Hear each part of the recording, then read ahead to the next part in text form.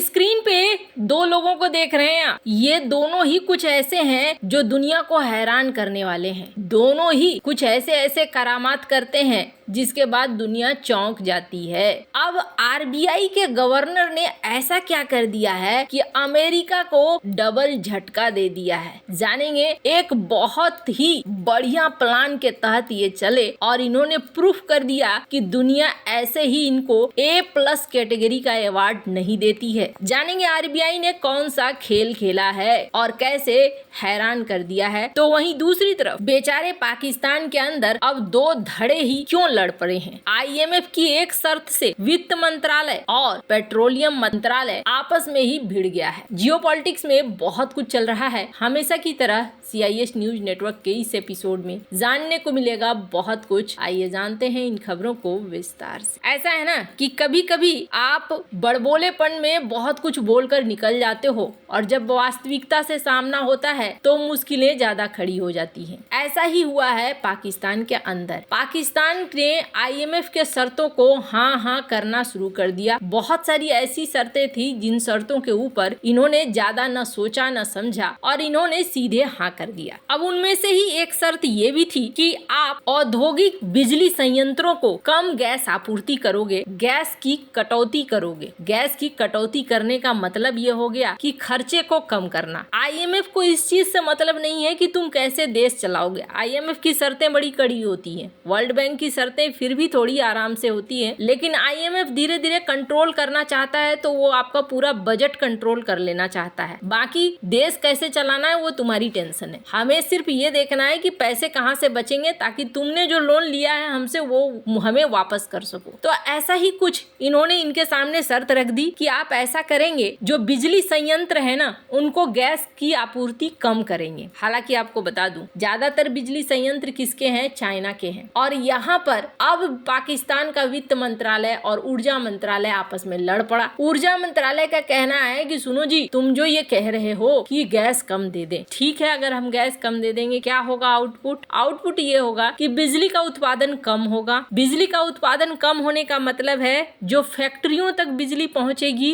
वो कम मात्रा में पहुंचेगी, कटौती होगी। 6-6 घंटे, 4-4 घंटे, 5-5 घंटे, 2-2 घंटे, उतनी देर तक मशीनें काम नहीं करेंगी और जब मशीनें काम नहीं करेंगी तो हमें होगा नुकसान। और ये नुकसान कितने का होगा इन्होंने जोड़ घटाव करके बताया, कम से कम 427 अरब रुपए का नुकसान हो गया। अब वित्त मंत्रालय का कहना है कि देखो, जब तुम साइन कर रहे थे ये शर्त तब तो तुमने हामी भरी थी, तब ये जोड़ घटाव क्या तुमने नहीं करा था। आज तुम ये कह रहे हो जब अब अमली जामा पहनाने की बात हो रही है कि हाँ जी जो शर्त तुमने माना था उसको अब पूरा करने की बात आ रही है, तो फिर तुम ये कह रहे हो। अब इनका कहना है कि देखो जी, जो बात हमने कह दी थी वो तो ठीक है, 40 शर्तें थी IMF की और 40 शर्तों को ये पूरा करने के लिए हाँ बोलते चले गए। पर इन्होंने कहा कि देखो अब दिक्कत ये आएगी कि आप बिजली बंद कर देंगे, उसके बाद क्या होगा, उसके बाद ये भी होगा कि हम जो क्रॉस सब्सिडी हासिल करते हैं, बड़े बड़े औद्योगिक घरानों से ज्यादा पैसा वसूलते हैं और फिर उनकी सब्सिडी बनाकर कुछ कैटेगरी के लोगों को देते हैं, करीब 100 अरब रुपए की क्रॉस सब्सिडी होती है, वो भी हमें मिलनी मुश्किल हो जाएंगी। तो तुम्हारे इन तरीकों का असर हर हाल में हमारे ऊपर पड़ेगा। वैसे आपको बता दूं अब यहाँ पर दोनों की लड़ाई शुरू हो चुकी है। दोनों में से कौन जीतता है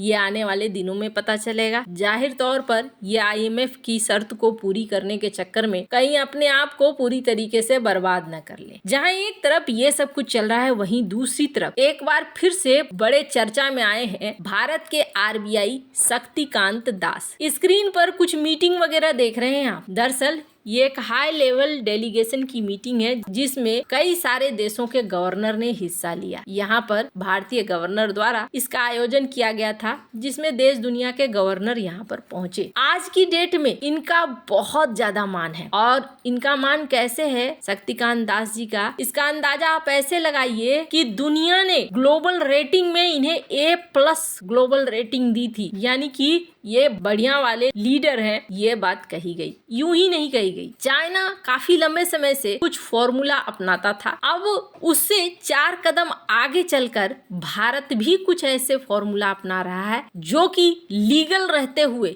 अपनी हदों में रहते हुए चीजों को बहुत ही बेहतरीन ढंग से हैंडल कर रहा है। अभी सीन क्या हुआ है, स्क्रीन पर आप एक ग्राफ देख रहे हैं। ये ग्राफ किस चीज का है? यूरो करेंसी का है। और यूरो करेंसी का डॉलर के मुकाबले में क्या हाल है, आप इसको देख लीजिए। ये 1 महीने का रिकॉर्ड है। कहां से ये बेचारा कहां की ओर निकल गया है, ये कितनी बड़ी गिरावट आई है। और ये कैसा समय था? ये एक ऐसा समय था जब ट्रम्प के आने का ऐलान हो गया और ये पता चल गया कि ट्रम्प आने वाले हैं। यूरोप का ये हाल है। यूरोप के अलावे भी दुनिया में बहुत सारे देश हैं जो ट्रम्प के आने से उनकी करेंसी प्रभावित हुई है और डॉलर धीरे धीरे मजबूत हुआ है। लेकिन भारत की बात करें तो भारत में भी रुपए में गिरावट देखने को मिली, लेकिन फिर चीजें काफी बैलेंस होती चली गई और यहाँ पर देखने को मिलने लगा कि यहाँ कितनी की गिरावट है। दूसरा ग्राफ देखिए, इस 1 महीने की बात करें 0.44% की गिरावट देखने को मिल रही है। तो पर्दे के पीछे खेल क्या चल रहा है? अभी ना आरबीआई के पास 2 चीजें हैं। पहली चीज है घर को संभालना। घर में महंगाई बेतहाशा नहीं बढ़ना चाहिए। घर में महंगाई अगर बेतहाशा बढ़ी तो फिर जनता में भी आक्रोश आएगा और जनता को छोड़ भी दे तो उद्योग में मुश्किलें खड़ी होगी, निर्यात में मुश्किलें खड़ी होंगी। महंगे होने की वजह से फिर महंगे दाम में बेचना बहुत मुश्किल होने वाला है। इस वजह से एक फ्रंट की लड़ाई आरबीआई के सामने ये है कि महंगाई को नहीं बढ़ने देना है। दूसरे फ्रंट की लड़ाई ये है कि दुनिया में बदलाव आ रहे हैं, डोनाल्ड ट्रंप आ रहे हैं, डॉलर मजबूत हो रहा है, तो अपनी करेंसी को भी बचाना है। अब इन दोनों ही चीजों के लिए इन्होंने क्या उपाय निकाला? अभी हाल में हम लोग बहुत खुश हो रहे थे और ये देख रहे थे कि चलो फॉरेक्स रिजर्व ना